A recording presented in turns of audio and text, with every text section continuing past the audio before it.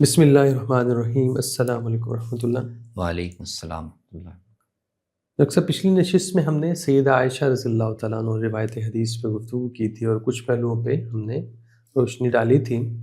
آج سیدہ ہی سے ریلیٹڈ کچھ اور مرویات پہ ہم گفتگو کریں گے، لیکن اس کی جہت کچھ مختلف ہے۔ آج ہم دیکھیں گے کہ پچھلی نشست کی بنسبت کہ پچھلی نشست میں عام طور پہ صحابہ کوئی فتویٰ دیتے تھے یا کوئی بات بیان کرتے تھے تو سیدہ اس کے مقابلے میں بتاتی تھی کہ نبی صلی اللہ علیہ وسلم کا عمل یہ ہے، شاید ان کے علم میں نہیں تھا، یہ لوگ بھول جاتے تھے جی تو واضح فرما دیتی تھی۔ آج موضوع مختلف ہے، صحابہ ایک روایت ہی بیان کر رہے ہیں جو انہوں نے نبی صلی اللہ علیہ وسلم سے سنی ہے، لیکن اس میں اس کی کسی پہلو کو مس کر دیا ہے یا اس کے سیاق سباق سے ناواقفیت ہے یا اس کی توضیح تشریح اور طرح سے کر رہے ہیں، تو سیدہ اس کا استدراک کرتی ہیں اور اس کی غلطی کو کئی جگہوں پہ واضح کرتی ہیں یا اس کی درست جو ہے وہ ڈائمنشن کو واضح فرماتی ہیں۔ آج اس سے متعلق آثار پہ ہم گفتگو کریں گے۔ جی یعنی یہ وہ پہلو ہے جو ہم نے سیدنا عمر کے جو روایت حدیث کا منہج ہے بالکل ٹھیک، اس میں ہم نے ذکر کیا تھا اصولاً صحیح کہ روایت کے مضمون پر اس کو دیکھنا کہ وہ کوئی بات تو ایسی نہیں بیان ہو رہی جو قرآن مجید سے جی یا کسی معروف دینی تعلیم سے ٹکرا رہی ہو، صحیح اور اس سے یہ امکان سامنے آ رہا ہو کہ شاید یہ اس کی نسبت حضور کی طرف ٹھیک نہیں ہے۔ بالکل صحیح۔ تو یہ روایت کو مضمون کو پرکھنا اور متن کے اندر جو بات بیان ہوئی اس کو بھی مانند جانچنا، یہ بھی صحابہ کے ہاں ایک بالکل صحیح بڑا اصول ہے، تو جس کا ذکر ہم نے وہاں کیا تھا۔ لیکن سیدہ عائشہ رضی اللہ عنہ کے یہ زیادہ نمایاں ہے، زیادہ اس کی مثالیں ہیں۔ بالکل ٹھیک، بالکل صحیح جی۔ اور پھر ان کے ہاں یہ بھی ہے کہ کوئی عام صحابہ نہیں، بڑے بڑے جلیل القدر صحابہ کی مرویات پہ بھی وہ اسی طرح ہی گفتگو کرتی ہیں۔ جی میرے سامنے سب سے پہلے یہ سماع اہل کو قبور کا جو مسئلہ ہے صحابہ کے ہاں کے، جو بدر کے موقع پہ بھی وہ ایک کنویں میں پھینکی کی لاشیں جب کفار کی تو اس وقت جو ہے وہ، تو یہ ایک مسئلہ ہے جس کے بارے میں سیدہ کا موقف انہیں جب پتہ چلا تو انہوں نے کہا کہ نہیں، یہ اس طرح بات نہیں ہے، ایسے ہے۔ تو اصل میں تو وہ واقعہ ہے وہ بیان کر رہے ہیں بڑے بڑے صحابہ، بالکل عمر رضی اللہ عنہ بیان کر رہے ہیں، ظاہر ہے وہ جنگ میں شریک رہے اور موقع تھے، اور وہ انہوں نے دیکھا کہ وہ سب جب اٹھا کے پھینک دی گئیں قلیب یعنی کنویں میں، تو آپ نے وہاں کھڑے ہو کر ان کے ساتھ یعنی جیسے مکالمہ کیا جاتا ہے ایسے کہ ہاں بھی میں تمہیں جو بتا رہا تھا کہ تمہارا یہ انجام ہونے والا ہے اور تم اس عذاب سے دوچار ہونے والے ہو، تو کیا تم نے اس کو حل وجدتم حق کا، صحیح، وہ اب تمہیں پتہ چل گیا نا کہ وہ سچ ہے۔ صحیح۔ تو اس پر صحابہ نے پوچھا کہ یا رسول اللہ یہ تو مردہ ہو چکے ہیں، یہ کیسے، یہ تو نہیں سنتے، تو آپ کیسے ان سے کلام کر رہے ہیں؟ تو آپ نے فرمایا کہ یہ جو میں کہہ رہا ہوں تم سے زیادہ سن رہے ہیں۔ بالکل ٹھیک ہے۔ تو یہ ایک ظاہرہ واقعہ ہے، اس کو حضرت عمر بھی بیان کر رہے ہیں، عبداللہ بن عمر بھی بعض روایات میں بیان کر رہے ہیں، دوسرے صحابہ بھی بیان کر رہے ہیں، تو سیدہ عائشہ تک یہ حضرت عمر کی نسبت سے پہنچی۔ بالکل ٹھیک ہے، بالکل صحیح۔ تو انہوں نے کہا کہ حضرت عمر جو ہیں، میں ان کی دیانت پر یا یہ تو نہیں کہہ سکتی کہ وہ بیان غلط کر رہے ہیں، صحیح نہیں کہہ رہے، لیکن بات سننے میں یا کس مفہوم میں آپ نے کہی اس میں غلطی ہو سکتی۔ بظاہر اس روایت سے وہ بھی حضرت عمر بھی شاید یہی سمجھ رہے ہیں اور سننے والے بھی سمجھ رہے ہیں کہ آپ بات کر رہے تھے اور وہ جو لوگ مر چکے تھے وہ آپ کی بات سن رہے تھے۔ بالکل ٹھیک ہے۔ نے کہا کہ اس مفہوم میں تو آپ یہ بات نہیں کہہ سکتے، اس لیے کہ تو قرآن مجید خلاف کی آیت کے خلاف، انک لا تسمع الموت۔ قرآن مردوں کی صفت یہ بیان کرتا ہے کہ وہ سنتے نہیں ہیں۔ بالکل ٹھیک ہے۔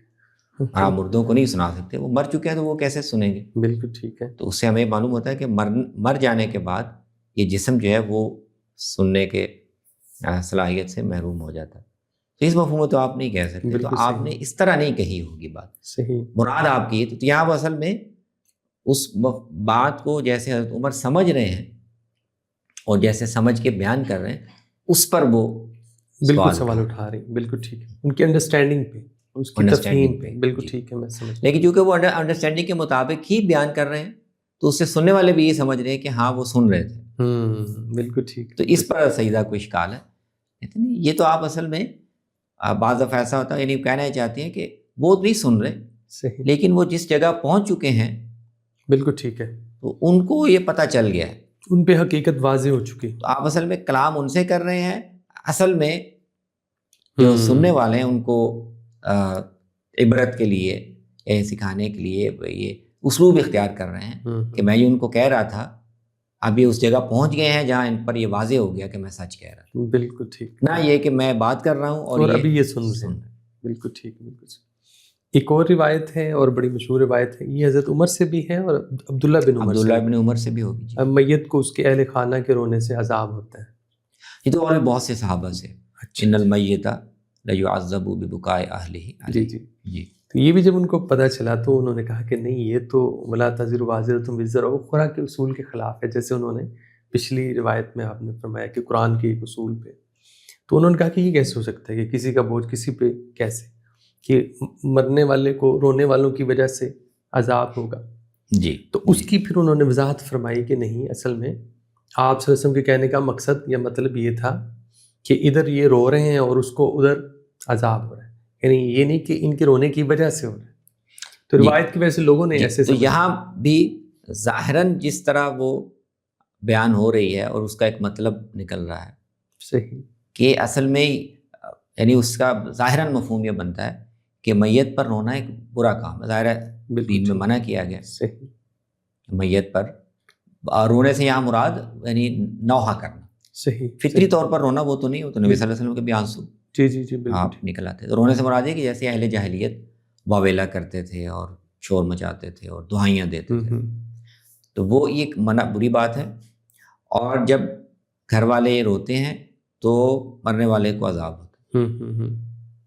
تو اس طرح سے اگر تو ظاہر ہے وہ قابل اشکال ہے. بالکل ٹھیک. عائشہ نے کہا کہ بھی غلط کام تو یہ کر رہے ہیں نا، رو یہ رہے ہیں، تو ان کی وجہ سے اس کو مرنے والے کو کیوں عذاب ہوگا. تو یہ اس طرح آپ نے بات نہیں کہی. صحیح، ٹھیک ہے نا. آپ نے اصل میں جو بات کہی یہ قرآن کی روشنی میں قابل فہم نہیں ہے. ہاں، مرنے والے کو عذاب ہو تو اس کا اپنا گناہ ہونا چاہیے. بالکل ٹھیک. تو وہ مختلف ان سے روایات ہیں کہ وہ انہوں نے اس کی محل یا اس کی صحیح توضیح کیسے بیان کی. بعض میں یہ ہے کہ یہ نبی صلی اللہ علیہ وسلم نے کسی مشرک کے بارے میں کہا، جب اس کو دفنا دیا جاتا ہے تو اس کو تو اپنے شرک کی وجہ سے عذاب ہو رہا ہے. بالکل ٹھیک ہے. اور مرنے والے جب اس کے گھر والے جب اس پر واویلا کرتے ہیں، نوحہ کرتے ہیں اور ایک طرح سے اس کی شان بیان کرنے کی یا اس کی فضائل بیان کرنے کی کوشش کرتے ہیں، تو اس سے اس کا عذاب کم نہیں ہوتا بلکہ بڑھ جاتا. لیکن وجہ اس کا اپنا شرک ہوتا. بالکل ٹھیک، بالکل صحیح. بعض میں کہا کہ کسی یہودیہ کے بارے میں ایسی، تو یہ انہوں نے توجیہ کی کہ سزا ملنے کی وجہ اس کا اپنا عمل ہونا چاہیے، نہ کہ گھر والوں کا عمل ہونا چاہیے. بالکل صحیح. ایک تو انہوں نے قرآن مجید کا اصول بھی بیان کر دیا اور دوسری اس کی توضیح خود بھی فرما دی. اس محل میں آپ نے یہ بات فرمائی. اسی طرح ایک اور روایت ہے، وہ ہے ولد الزنا شر الثلاثہ، جو روایت ہے حضرت ابو ہریرہ رضی اللہ عنہ نسبت سے. بالکل صحیح. اس میں بھی انہوں نے کہا کہ یہ کیسے ہو سکتا ہے. میرے خیال سے اس پہ بھی انہوں نے اصول وہی لا تزر وازرۃ وزر اخری ہی اپلائی کیا ہے اس روایت میں. وہ بھی وہ اس کی روشنی میں غلطی واضح کی ہے، یعنی اور یہ بتایا کہ یہاں پر یعنی غلطی کیا ہوئی ہے. تو کہتے ہیں کہ انہوں نے پوری بات نہیں بیان کی. صحیح. اصل بات جو تھی کہ وہ ایک شخص تھا، انہوں نے واضح فرمایا کہ ایک منافق تھا جو نبی صلی اللہ علیہ وسلم کو بڑی اذیت دیتا تھا. تو آپ نے فرمایا کہ کوئی مجھے اس کی اذیت سے نجات دلائے. تو کسی نے کہا کہ یا رسول اللہ یہ ولد الزنا ہے، یہ ولد الزنا بھی ہے. تو اس پہ آپ نے فرمایا کہ یہ تو اپنے ماں باپ سے بھی بدتر ہے. تو اس کا مطلب یہ ہے کہ ولد الزنا ہونا یہ بذات خود کوئی جرم نہیں ہے، کیونکہ تو اس بچے کا تو قصور نہیں، کوئی قصور نہیں. بالکل ٹھیک ہے. تو اس لیے اتنا جملہ اگر جب کہا جائے گا تو مطلب تو یہی نکلے گا. صحیح. بالکل یہ ٹھیک نہیں ہے.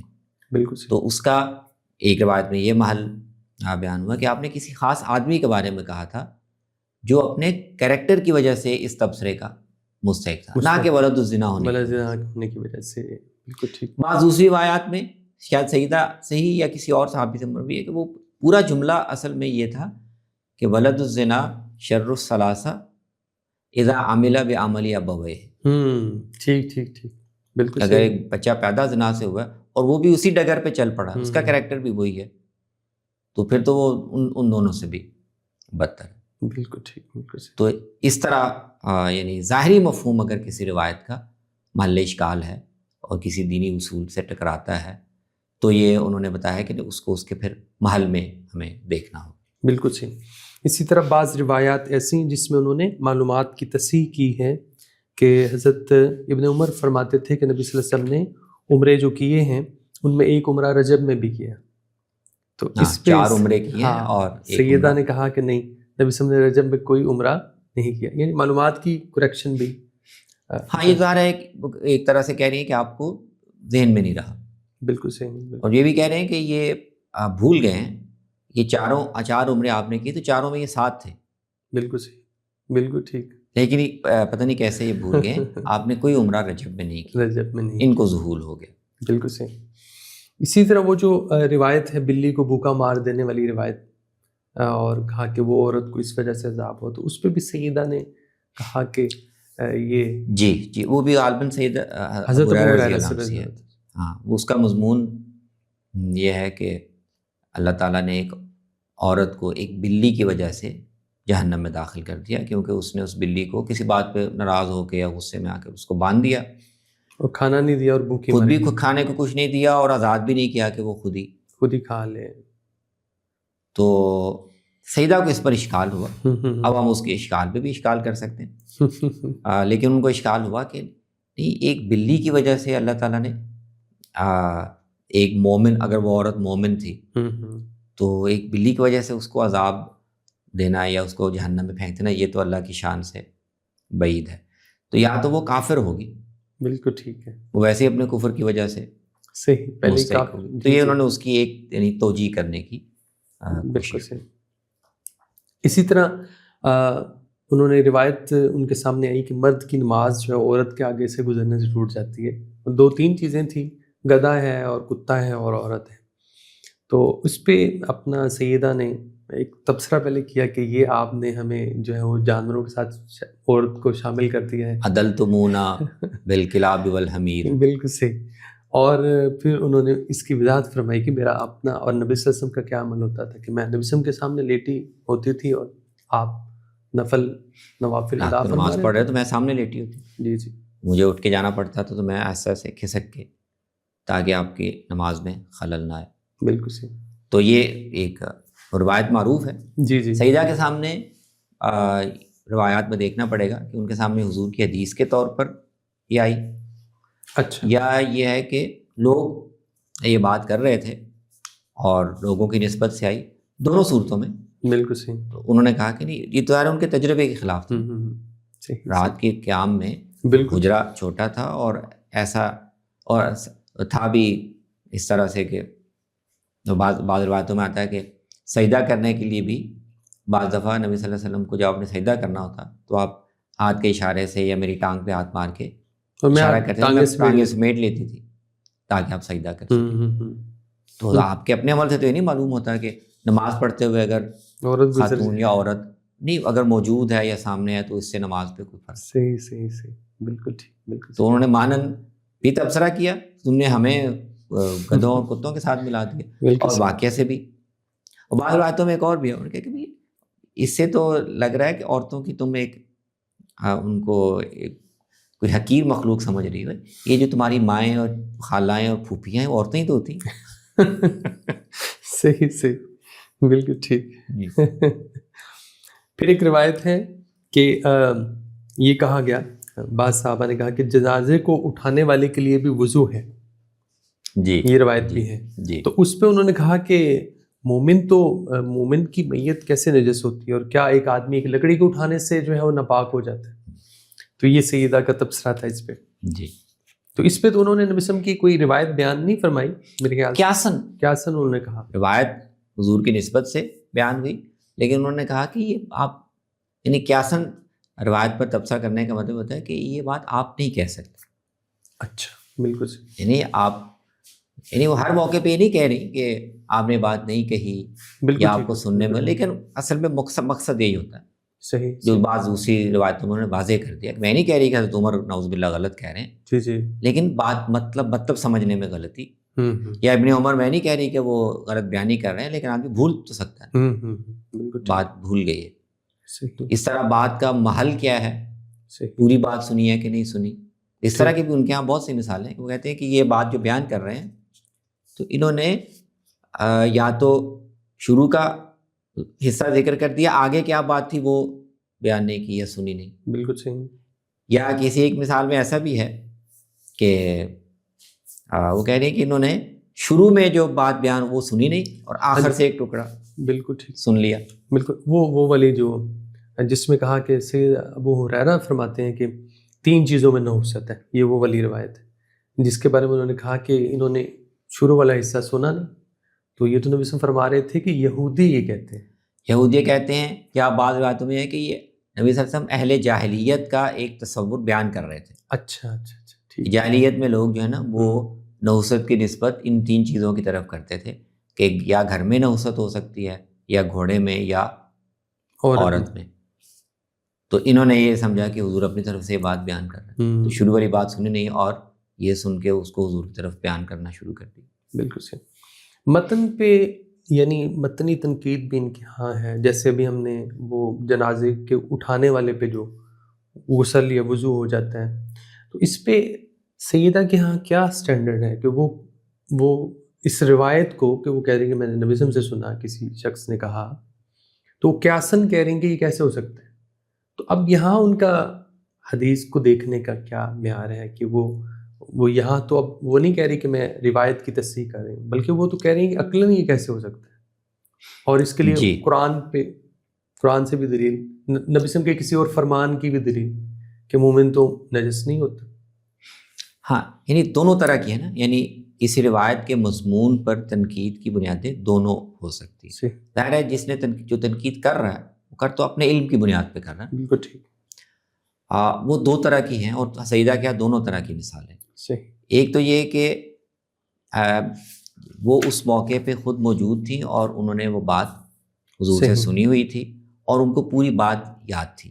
صحیح، تو اس کی تصحیح کر رہی ہیں کہ پوری بات یا اس کا موقع تو یہ تھا. بالکل ٹھیک ہے، یہ جو بات بیان کر رہے ہیں یا تو ان تک پوری پہنچی نہیں، یا صحیح، انہوں نے خود پوری سنی نہیں، یا بیان کرنے میں انہوں نے کچھ اس کے ضروری حصے چھوڑ دیے جس سے غلط فہمی پیدا ہو رہی. بالکل ٹھیک، تو اس طرح کی تنقید بھی ان کے ہاں ہے. صحیح صحیح پوری بات میں نے سنی ہوئی ہے، یہ میرے علم میں ہے اور وہ یہ تھی. صحیح صحیح، لیکن ایسی مثالیں بھی بہت سی ہیں جس میں وہ یہ نہیں دعویٰ کر رہی کہ یہ بات میں نے تو حضور سے اس طرح سنی ہے، یا میں موقع پہ موجود تھی اور پوری بات اس طرح ہوئی تھی. بالکل ٹھیک ہے، لیکن وہ کہہ رہے ہیں کہ جس شکل میں آپ بات بیان کر رہے ہیں یہ اس کی نسبت حضور کی طرف نہیں ہو سکتی اور ان بنیادوں پہ نہیں ہو سکتی. وہ قرآن سے ٹکرا رہی. بالکل ٹھیک، تو رسول اللہ صلی اللہ علیہ وسلم کوئی ایسی بات تو نہیں کہہ سکتے بالکل صحیح، بالکل صحیح، جو قرآن سے ٹکرا رہی ہو. صحیح، تو لازماً آپ کو سننے میں یا آپ کو سمجھنے میں غلطی ہوئی. صحیح. اچھا، یہاں پہ میں ایک سوال کرتا چلوں کہ یہ سیدہ کے ہاں ہی ہمیں کیوں زیادہ نظر آتا ہے؟ یہ جو بڑے بڑے صحابہ کی روایات پہ وہ اسے زراعت کر رہی ہیں، غلطی دور کر رہی ہیں، تو یہ صرف انہی کے ہاں ہے؟ یہ اس کی کیا وجہ ہے؟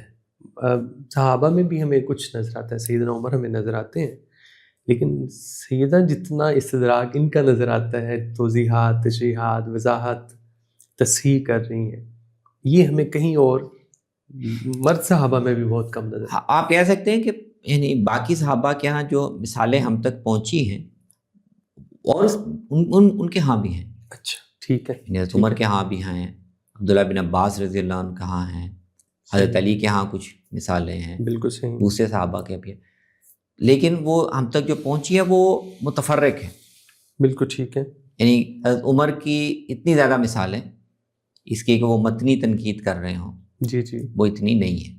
بالکل ٹھیک ہے، وہ دوسرے پہلو ہیں تحقیق کے صحیح صحیح، کہ اس کا شاہد پتہ کیا جائے، اس کے اور گواہ طلب کیا جائے، اس پہلو سے. لیکن کسی روایت کو انہوں نے اس بنیاد پہ چھوڑ دیا ہو یا اس پر سوال اٹھایا ہو کہ یہ تو قرآن کے خلاف ہے، وہ ایک آدھ ہے. فاطمہ بنت قیس کا زیادہ مشہور ہے، بالکل سیدنا علی کا اس طرح سے منقول ہے، صحیح یا عبداللہ ابن عباس نے بعض روایتوں پر قیاساً تنقید کی، صحیح وہ ہے۔ سیدہ کے ہاں یہ ہے کہ یہ ساری مثالیں اس کی زیادہ ہیں، جمع ہو گئی، اصول وہ سارے باقی صحابہ کے ہاں بھی مل جاتے ہیں، بالکل ٹھیک، بالکل صحیح، لیکن سیدہ کے ہاں مثالیں ہمارے ریکارڈ میں زیادہ آ گئی، زیادہ ہیں۔ بالکل صحیح۔ اسی طرح مرد محرم کے بغیر عورت کا حج کا سفر کرنا، اس پہ بھی سیدہ نے واضح فرمایا کہ اس سے مراد نبی صلی اللہ علیہ وسلم سے میں نے پوچھا تھا، غالباً انہوں نے خود پوچھا کہ اس سے جو استطاعت کا جو شرط ہے اس سے مراد کیا ہے، تو انہوں نے کہا کہ یہ الزاد ہے والراحلہ ہے، تو اس سے مراد یہ دو چیزیں ہونی چاہیے۔ غالباً اس پہ وہ ان کا فتویٰ بھی ہے سیدہ کا۔ جی، اس میں میرے خیال میں مجھے یہاں تک یاد ہے کہ کسی صحابی نے، مجھے اب ذہن میں نہیں، عبداللہ ابن عمر نے یا کسی نے یہ نبی صلی اللہ علیہ وسلم کی نسبت سے روایت بیان کی کہ جو اگر براہ راست حج سے متعلق نہیں ہے، وہ عمومی جو ہدایت تھی کہ کوئی عورت محرم کے بغیر سفر نہ کرے 3 دن کا، ٹھیک ہے، تو اس کو غالباً عبداللہ ابن عمر اس عمومی ہدایت کو اپلائی کر رہے تھے حج کے سفر میں۔ اچھا، ٹھیک ٹھیک ٹھیک ٹھیک، بالکل صحیح، تو اس پہ سیدہ عائشہ نے روایت پہ تو سوال نہیں اٹھایا، اس لیے کہ بات تو آپ نے کہی تھی، بالکل ٹھیک، لیکن یہ اس پر نقد کیا، خدا وہ اجتہادی نقد ہے بالکل کہ اس کو حج پہ اپلائی کرنا درست نہیں ہے، بالکل ٹھیک ہے، حج تو عورتوں نے کرنا ہے، صحیح صحیح، اور یہ کہا کہ ہر عورت کے پاس محرم رشتہ دار دستیاب ہو، یہ تو ممکن نہیں، ضروری مشکل نہیں ہے، بالکل ٹھیک ہے، ٹھیک ہے، صحیح، تو یہ وہ اس نوعیت کا استدراک ہے کہ اس حدیث کو آپ اس سفر پہ خواتین پہ اطلاق جو کر رہے ہیں تو یہ شریعت کی منشا کے خلاف ہے۔ حج انہوں نے کرنا ہے، زاد اور راحلہ اگر میسر ہے، صحیح، محرم میسر نہیں بھی ہے تو حج انہوں نے کرنا ہے، وہ جا سکتے ہیں۔ بالکل ٹھیک۔ 2-3 سوال میں پوچھنا چلوں سیدہ کی سارے پہلو حدیث کے توثیق کے اور اس پہ استدراک کے ہمارے سامنے آ تو گئے ہیں، تو ایک تاثر سا میرے سامنے آتا ہے کہ قرآن مجید کے حوالے سے ان کا نقطہ نظر جو ہے ایسے لگتا ہے جیسے وہ تطبیق سے زیادہ تردید کا ہے۔ روایت اگر قرآن سے ٹکرا رہی ہے تو وہ تطبیق کی بجائے تردید کا ہے، کہ یہ تاثر درست ہے سیدہ کہ ہاں، یعنی اگر قرآن سے کوئی روایت اگر ٹکرا رہی ہے ظاہراً، تو وہ تطبیق پیدا کرنے کے بجائے وہ یہ کہہ رہی ہے کہ یہ روایت ٹھیک بیان نہیں، جی یہ ان کے ہاں بھی نمایاں ہے۔ اور اگر آپ فقہاء صحابہ کا جو ہم نے سارا رجحان پڑھا ہے تو آپ دیکھیں اس میں ان کے ہاں غالب رجحان یہی ہے، ٹھیک ہے، کہ اگر کوئی بات ایسی ہے جس کا قرآن سے انطباق سمجھنے میں کوئی ظاہراً اشکال پیدا ہو سکتا ہے یا لوگوں کے لیے اشکال پیدا ہو سکتا ہے، تو روایت پر سوال اٹھانا یا اس کو نہ بیان کرنا یہ زیادہ محفوظ طریقہ ہے، بجائے اس کے کہ آپ اس کا راستہ کھولیں کہ جی آپ کسی روایت کی بنیاد پر قرآن کے مفہوم کو یا اس کے ظاہری مفہوم کو معرض بحث میں لے آئیں۔ تو سیدہ جو یہ بات کہہ رہی ہیں تو صحابہ کے اس عمومی رجحان کے مطابق بالکل صحیح۔ ایک اور بھی اس سوال یہ پیدا ہوتا ہے کہ کچھ روایتوں کی وضاحت تو سیدہ نے کر دی، ان کی شخصیت بڑی بابرکت بھی تھی اور بڑی غنیمت بھی تھی، انہوں نے کر دی، لیکن بہت ساری روایتیں ہیں، بہت سارا ذخیرہ ہے، تو ایک عدم اطمینان سا پیدا ہو جاتا ہے کہ بہت ساری روایتیں پتہ نہیں جو ہم پڑھ رہے ہیں اس کی وضاحت تو اس طرح سیدہ نہیں کر سکی، یا بہت سارے صحابہ تو وہ پتہ نہیں ہم ویسے سمجھ رہے ہیں اور اصل میں وہ اس طرح نہ ہو، کیونکہ صحابہ کے اندر ایسا کچھ ہو رہا ہے سیدہ کی زندگی میں۔ نہیں، یہ جو ہے نا کہ اس اصول کا اطلاق بس ان چند روایتوں تک ہی محدود رہ گیا اور آگے پھر اس اصول کو استعمال نہیں کیا گیا۔ شاید آپ کا سوال کا یہ اگر نہیں کیا گیا تو پھر تو بہت سی روایتیں ہمارے ایسی آ گئی ہوں گی۔ نہیں، ایسا نہیں ہے، ہماری جو روایت ہے علم حدیث کی اور اہل علم کی، اس میں یہ اصول تسلسل سے پھر بعد میں بھی اپلائی کیا گیا۔ ٹھیک، کوئی بھی روایت میرے علم میں نہیں ہے کوئی اہم روایت جس میں یہ سوال پیدا ہوتا ہو، جینوئنلی پیدا ہوتا ہو یا ظاہراً بھی پیدا ہوتا ہو، صحیح، کہ یہ بات جو بیان ہو رہی ہے یہ تو کچھ ہٹی ہوئی نظر آ رہی ہے، ٹکرا رہی ہے قرآن کے بیان سے یا معروف سنت سے، تو اس کو فقہا نے بھی اپنے پیرامیٹرز میں اور محدثین نے اپنے اصولوں پر، اور اس طرح جو دوسرے متکلمین ہیں انہوں نے اپنے اصولوں پر، اس طرح جو سیرت نگار ہیں انہوں نے اپنے اصولوں پر، تو سب نے اس کا اہتمام کیا. یہ نہیں ہے کہ روایت بس آ گئی ہے تو جیسے بھی آئی ہے اس کو قبول لیا کر جائے گا. نہیں، سارے دائروں میں اہل علم نے اس کا اہتمام کیا ہے کہ اس کو مضمون کو بھی دیکھا جائے اور پرکھا جائے. جی جی، یعنی انہوں نے ہمارے سامنے ایک مثال پیش کر دی شروع میں ہی اس پہ کچھ نقد کر کے کہ یہ اصول ہے اور ہم اس اصول کو بھی آگے پرولونگ کرتے رہیں گے. جی، بہت خوبصورت نشست رہی. آج بھی سیدہ عائشہ رضی اللہ تعالیٰ عنہ کی روایت حدیث کے بہت اہم پہلوؤں پہ، بہت ساری اہم جہات پہ حدیث کی تفہیم ہے، استدراک ہے، صحابہ کے فہم کو درست کرنا، اور اس طرح کے بہت سارے بے شمار پہلوؤں پہ سیدہ کے جو تبصرے ہیں، ان کی انڈرسٹینڈنگ ہے، وہ اہل علم کے لیے بڑی خوبصورت چیز ہوگی. آپ کی آمد کا بہت شکریہ. السلام علیکم. وعلیکم السلام.